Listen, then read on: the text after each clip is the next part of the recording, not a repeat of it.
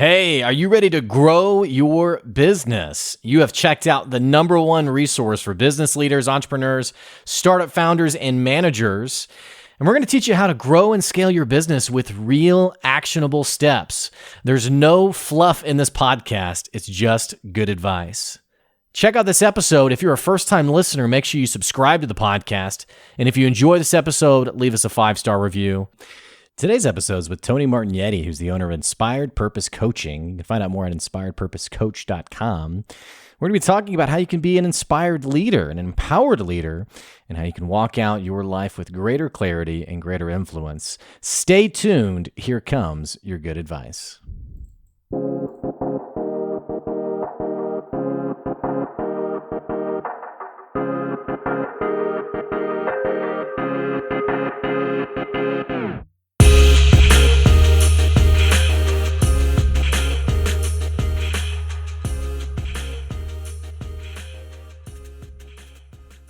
Hey, welcome back to another episode of the Good Advice Podcast. We have a special episode today for all you leaders out there.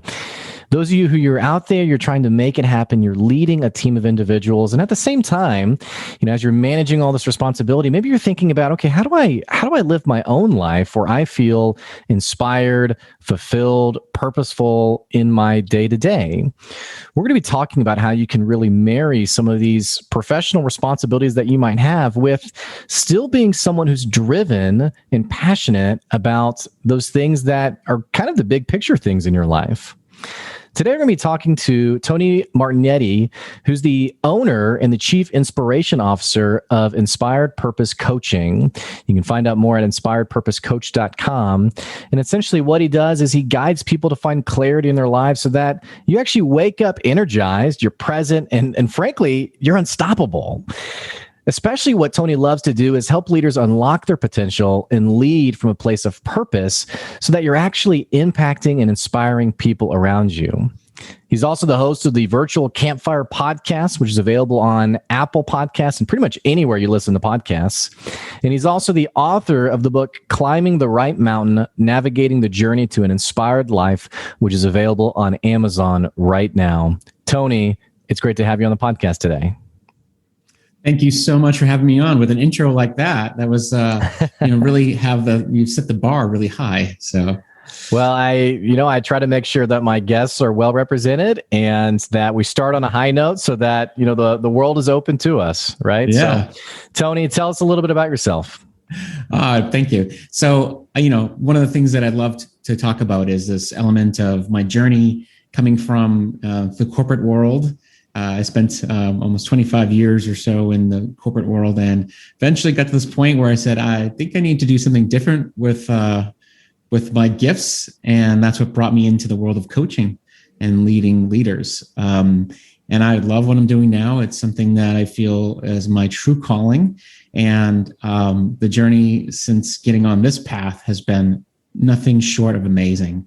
I feel like the work I'm doing now, I'm inspired by the people who I work with, and that keeps me going every day. I love that. Now, you're also a podcast host. How did the Virtual Campfire podcast come about? Yeah, so it's interesting. I wasn't a podcast listener for, if you were to ask me about podcasting 2-3 years ago, I would have said, no, that's not my thing. But I actually, during the pandemic, I had this idea about bringing people together to share stories of transformation. And I wanted it to be more of a group thing.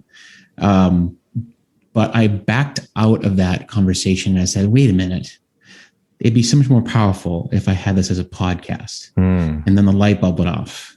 And so what I did is I decided to create this thing instead of the Virtual Campfire being a group discussion. It was more of a one-on-one experience that I could share with the world. And the thought behind it, the Virtual Campfire, is to bring people on who are doing something amazing in the world and to help them to share their story through what I call flashpoints, points in their journey that have ignited their gifts into the world. And they come on, they share these stories, and we get really, really intimate. not intimate like to, Not weird, really, intimate, but yeah. Well, we get intimate in terms of wanting them to reveal, what was the feeling, the emotions they went through, what was the journey, and then also look at the themes that showed up. And then as we get to the later part of the show, we really show like what did they learn about themselves along that path. So it's been a blessing to be part of this process with people. I've had people come on the show who are really amazing, and they come on and they say, wow, I never thought of those things about my life. I love it. I can create that. When you are celebrating your 1-year anniversary of the podcast, which you had your first episode, the sort of the welcome episode back on June 11th, but your first guest episode was on June 29th. So you're actually right up to the 1-year mark, which is pretty exciting. Tell me a little bit about, the journey must have been pretty incredible. And I'm sure just thinking about all the conversations you've had, more importantly, the people that your listeners have been able to just tune into. Do you find that like people, that relatability is really powerful when someone gets to listen to this incredible person tell a very real and raw story? Yeah, I'm so glad that you recognize this 1-year anniversary. It's the first person who really noticed that. I had been thinking about that really, but the thing that I really celebrate is the little stories that I've been able to get back, the emails, the little text messages from people who said, I listened to this episode and it really had an impact on me because of my own experience with maybe depression or my journey as an entrepreneur. And, hearing those people come back and say that this had an impact on them, made a difference for them. That's all I needed to hear. It made me feel as though I'm doing something that is making an impact. And that's all that matters, right? It's not about the likes. It's not about the amount of kudos you get. But if you're making a difference in one person's life, what more could you ask for? Right? It seems like a great metric for leadership, right? Where often the way we approach leadership, or the temptation, I guess, is our own personal accolades, being the one who drove the success of your team, but really flipping that on its head and thinking about impacting others. I would imagine you probably approach your business in mentoring leaders in a very similar way. Absolutely. You can't go in it with an ego and say, okay, I have to, make an impact by forcing my agenda on people, or try to show up in a big way, or, prove to somebody that I know all this great stuff. That's not going to work. What it's all about is really allowing yourself to be the container, or to be that person who's going to allow the person who's showing up to bring their brilliance out. To allow them to show up in their, with what they have inside. And part of that's being that Sherpa to help them allow, on the journey to uncover themselves, which I think is why, I talk a lot about mountains. I love climbing mountains. It's a process of going through the climb and realizing along the way, there's going to be struggles. There's going to be things that you uncover about yourself. But each time you stop and you look back and you say, wow, I'm different than I was before. I'm grown from where I was before. And I now see what it takes to navigate that path. Because, I didn't mean to interrupt. Please go ahead. Yeah, no, it's it. It seems like that humility-driven approach, I think about like the new leader, for example, who's stepping into a leadership role. And in our culture, we love to talk about, we sort of like this hero culture of certain leaders. There's always like a Steve Jobs quote that's put up on a wall somewhere, or things like that. And so it feels like the new leader, when they step into their role, really has this internal pressure to be that amazing, incredible, charismatic, insightful person. But I like the way you describe it, which is sort of like this Sherpa, this guide who's really trying to lead and guide their team to greater success. How does a leader step into that role and be comfortable with not being the star, maybe even comfortable with their own failings and flaws as a boss? Yeah, it's such a great way to put it, because oftentimes I'm thinking about it from the perspective of, you can't just, take on that big ego does not really win the day. The best way to look at it is your leadership style, your own way of leading the world. It's inside of you. It just has to be uncovered. It's like chipping away at the block of stone and finding the gold inside of it.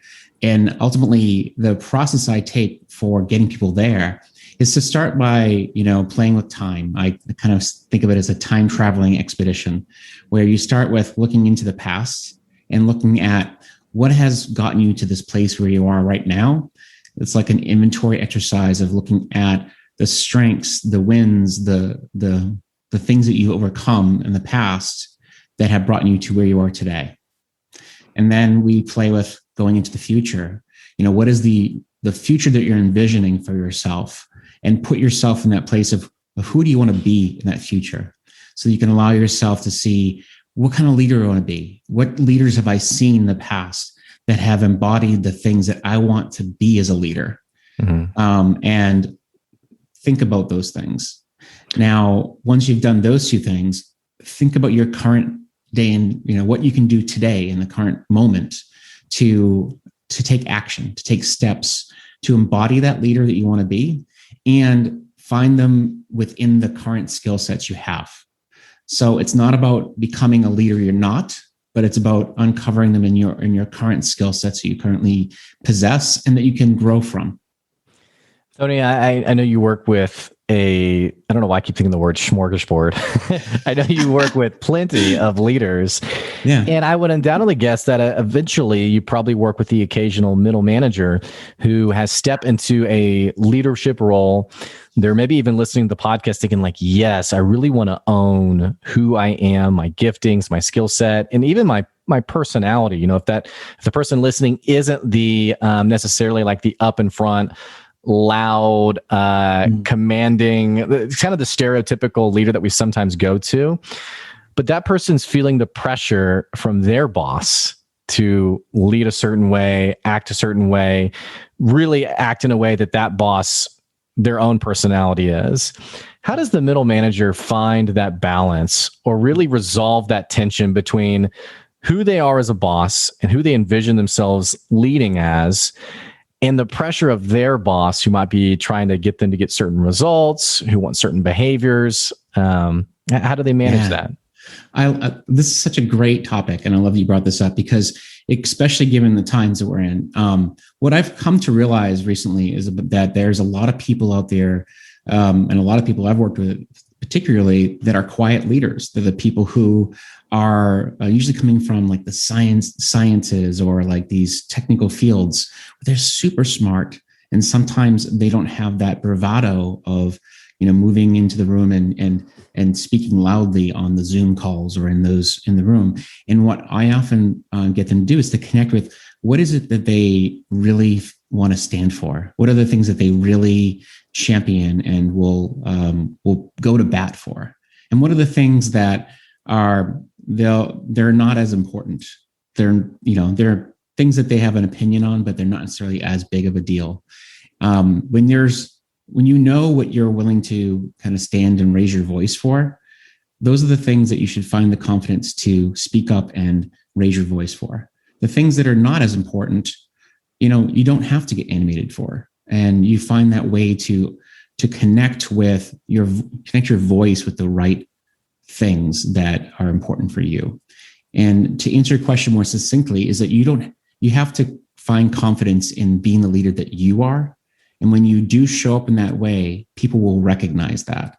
Mm-hmm. So if you try to be that loud, obnoxious, no, I'm not trying to judge those loud, obnoxious Sure. leaders, Yeah. But if you try to be a loud leader and you're not innately that person, it's going to show up in that way. And people are going to be like, what is this all about? Yeah.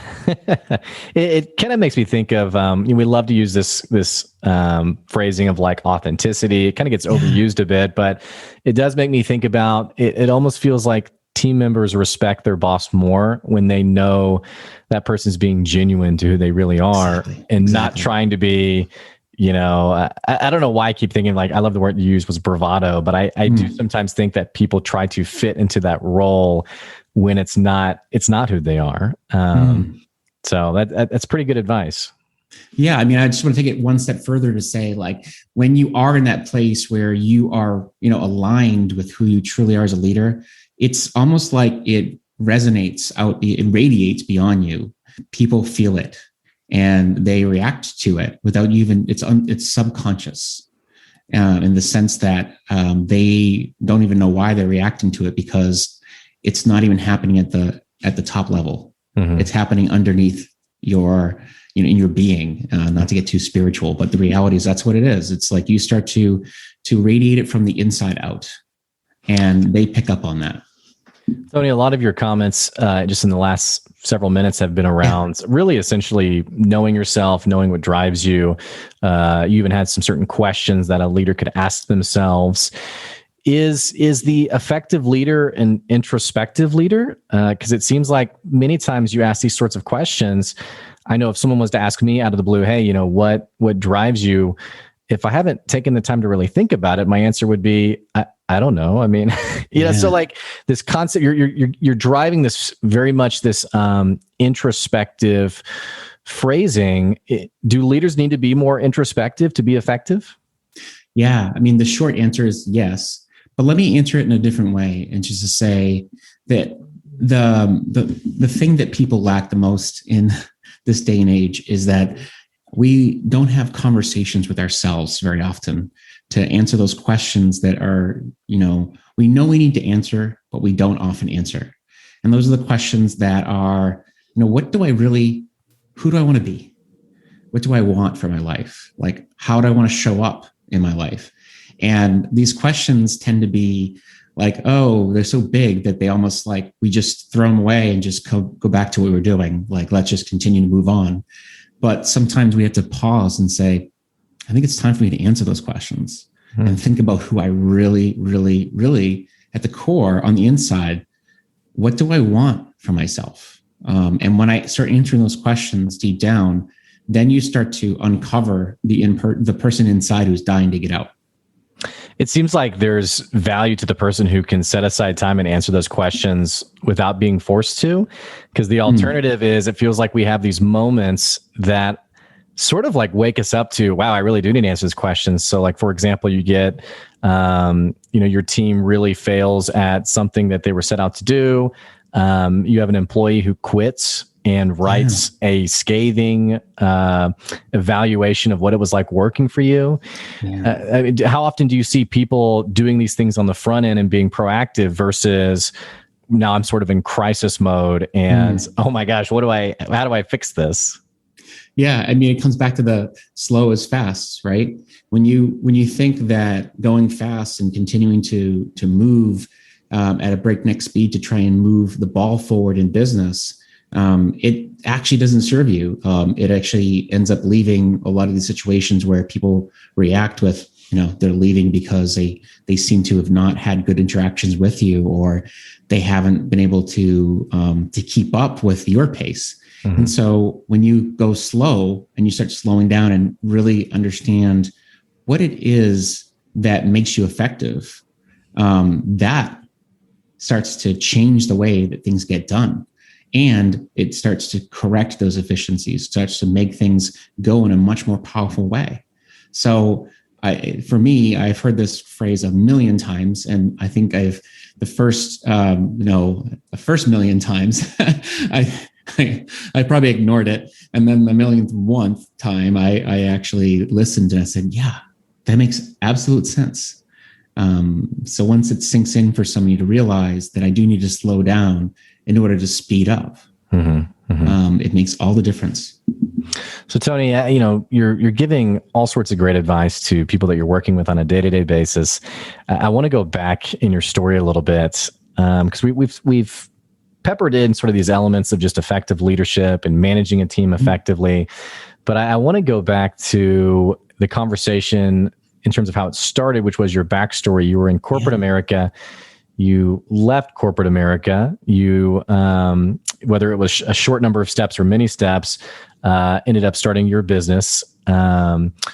Talk to me a little bit about what drove you to starting your business, to leaving corporate America, and why you find your work so valuable today. I love this question. So first and foremost, it was hard to leave corporate America because I was working in an industry that I found a lot of value in. I was working in the biotech space.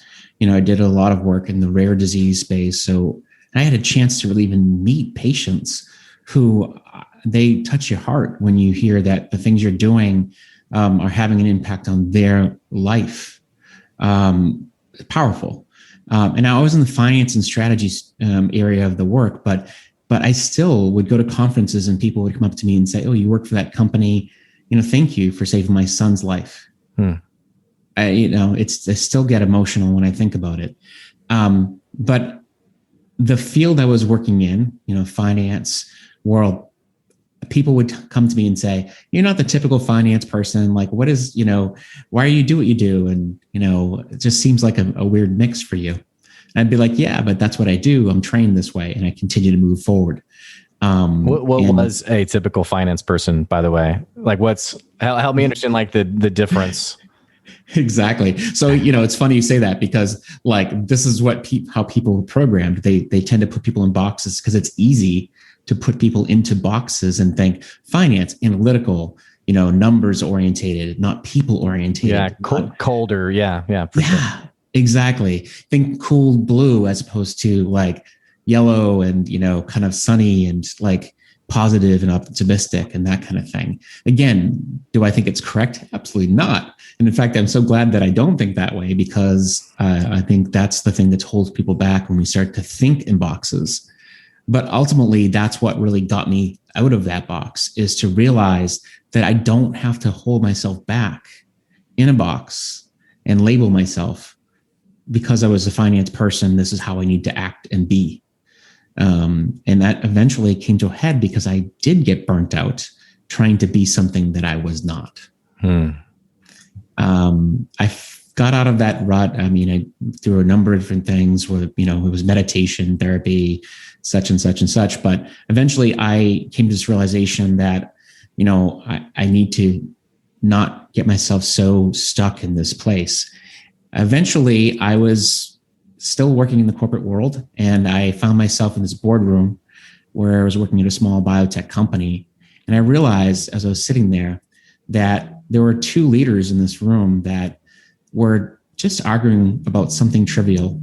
It was about saving face. It was about, making sure that they were right about, a particular issue. And as I sat there for a moment, had been somewhat enlightened at this point, I realized, gosh, I don't think I want to do this anymore. I don't think I want to collect a paycheck any longer and just sit around and waste my time being uninspired and just doing the work that I've been doing. I think it's time. So I walked out. I literally walked out of the boardroom. I think there's like 40 people in the room. And I just literally said that I'm going to change the room. I'm going to leave the room to change the room. And that's what I did. I had no plan. I had never been trained as a coach. And I just had no plan to really map that out. But I just decided that this is the time for me to make the leap. And I did. When I left, I went off and decided to find some way to make an impact on leadership, and coaching became the next logical step. You have all sorts of, you definitely put in the work because you have all sorts of, you have your EQI 2.0, EQ 360 certifications, which people have listened to the podcast long-term know we've talked a lot about emotional intelligence, including an accreditation from the ICF, which is probably the most well-known coaching accreditation you can get. You're putting in the work, you've made it happen. When people think about bringing inspiration to their leadership, to their day-to-day life, where my mind goes is like service projects or like nonprofit work, or like I leave the 9 to 5 and I stop by the food pantry on the way home to drop off some things. I feel like you have really helped people understand how to find that purpose and inspiration in the 9 to 5. Not necessarily the side projects or the random weekend things that people can do, but actually finding real meaning on a day-to-day basis. Is that accurate? And if so, what does that look like for someone? Yeah, 100%. I mean, it's really, that's exactly the charter here. I I want to really make sure my mission is really to get people to be fully inspired in their work, so that there's no more burnout and there's no more, people walking around unfulfilled in their jobs. And the way we do that is inspiration is that fuel that gets people to come to work, not just show up at work, but actually to be at work inspired. And we do that in a couple different ways. It starts with the leader thinking about how can he be inspired first, or he or she? How can they get that inspiration, that spark that gets them going and thinking, what it is that keeps me going? And that might be an intentional practice of how do I keep inspiration flowing for me? Mm-hmm. And then from that, also ensuring that they keep their people inspired, because you can't inspire other people unless you are. Right. And that doesn't mean, again, going out and doing good work for other people. That's awesome too. But it's also about wanting goodwill for other people, wanting to share a message of what the work we're doing, how it makes an impact on the world and on the other people in this organization. I'm also, when I think about inspiration, I think about, the work we do for the people on the team. If you inspire people to say, like, the work that we're doing makes an impact on others, but also has an impact on how you'll grow in the organization, it has a betterment effect on all the folks around. So it's kind of like, it's self-fulfilling and has a cycle effect. Mm-hmm. So if I can put you on the spot, I want to give you an example of someone that I've spoken to. And I think this is somewhat similar to what some of our listeners might be feeling and experiencing. I had a guy who his business, they produced, like whenever you go buy deli meat from the store, it comes like in a little plastic, like peel off package thing. Yeah. Well, so that's what they sell. That's what they make. And randomly, I was in this conversation with this guy, and I said, well, what matters about your work? Like, what's meaningful? Yeah. And he said, well, we develop plastic containers for deli meat, and that's about it. And I could just tell he just felt totally like, what am I doing on a day-to-day basis? And so I know I have listeners right now who they're thinking about this concept of inspiration, and they're looking at their daily responsibilities or even the business that they're tied to and thinking, I don't necessarily feel that sense of betterment or purpose or drive. How does someone discover that inspiration? I mean, do they need to change professions? Is there a hidden gem in their day-to-day work? I mean, walk me through what you would say to someone like that. Yeah. So I love that you say this, because there's just, even looking at that example, like, making that the wrapper that goes around the deli meat. I mean, okay, it's, you think that's a challenge, but you think about what that does for people in general. There's a bigger picture to that. It keeps people safe. It keeps the food safe. It keeps people from getting sick. And there's a purpose of a business is not just to make money. It's also to bring people on board and give them livelihood and give them a reason to show up, and maybe even make them a better human for showing up to your work. And what that means is by giving them a job, teaching them how to be better leaders, making them give them development opportunities. So it's not just about collecting a paycheck. It's about coming to work and feeling like I can do work that will make me develop into a better person. Does it feel like people are challenged with seeing the big picture like that? Because you're almost talking about like a butterfly effect, so to speak. Of, okay, you're not just selling a wrapper. You're selling really something that allows affordable food that doesn't necessarily have to be, expensively stored or protected. Exactly. You're giving jobs to people who now their livelihood is thanks to you. Do you find that people sometimes struggle to see beyond that, what do I do today type of mentality? Yeah. So then, of course. And it's funny you mentioned that, because that's exactly, we get so myopic around how we look at our world. And this is where I have this saying that I use often. It's actually part of the framework I use in my book. It's called expand your vision, narrow your focus. And when people get stuck looking at their world, like they're looking at a wall, right? And like, you just, okay, this is what I'm doing. I, continue to stare at this wall, and you have to step away. and say, what else is possible? What else is around me? What am I missing? Because I'm just staring at this wall. So you have to pause, step away, look around, and think, what else is this part of? What am I, what ecosystem am I in? What environment am I in? And what else could I tap into here? You think about COVID, right? All the things that people did to pivot their business. It's because they took a step back and said, well, I could either close the doors or I could find another way. Mm-hmm. And when you do that, you decide, here's my option. And then you narrow your focus and you say, I'm going to execute on this. And this is how I'm going to do it. Even if it means that you don't do it, it might mean that you decided that, okay, I'm going to partner with someone else to get this done. But at least you know what the next step is going to be by narrowing your focus. And I appreciate that sense of optimism that I think for our listeners, it's not always easy to be optimistic, but it almost feels like it can be a habit that we nurture and develop in terms of how we see the world and approach problems and circumstances. Tony, we are unfortunately out of time today. This has been, that was a very quick conversation. I'm amazed how fast that went by. I just was soaking it up and listening. Well, for people who are also listening, thinking this is a cool guy, he obviously, I'm feeling inspired listening. What happens next? How do they connect with you, follow you, maybe even work with you? What are the next steps for them? So I would say, first of all, come to the website, Inspired Purpose Coach, and check it out. I have a leadership assessment there, which is a great way to get started. You can take the assessment and you can find out where you are on your path. And then where you want to go. And so I can help you in that process and also set up a call. We can, check in and do a quick discovery call.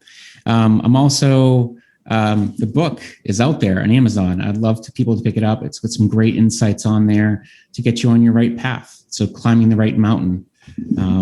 If it's something you like, leave a review. If you don't like it, don't leave a review. Yeah. And of course, they have to check out the podcast, the Virtual Campfire podcast, which, again, just looking through the episodes, some of them look pretty incredible. Thank you so much. So, Tony, thanks for being on the show today. I so appreciate it. True pleasure. Thank you so much. Hey, for our listeners, I'm going to put the link to Tony's website, inspiredpurposecoach.com. It's going to be down in the episode description below. I'm also going to put an Amazon link to his book, Climbing the Right Mountain, Navigating the Journey to an Inspired Life. Again, that'll be down in the episode description below. And hey, if you've been following the podcast, what the heck are you waiting on? Click the subscribe button. Make sure you're following the podcast wherever you are. And don't forget, if you enjoy the podcast and you want to support the podcast, you can go to our Patreon, patreon.com/goodadvice, where you can even have your business advertised in the introduction of the podcast. Again, go to patreon.com/goodadvice to find out more. And hey, we appreciate you. Thanks so much for supporting us. That is this episode's Good Advice. Take it easy.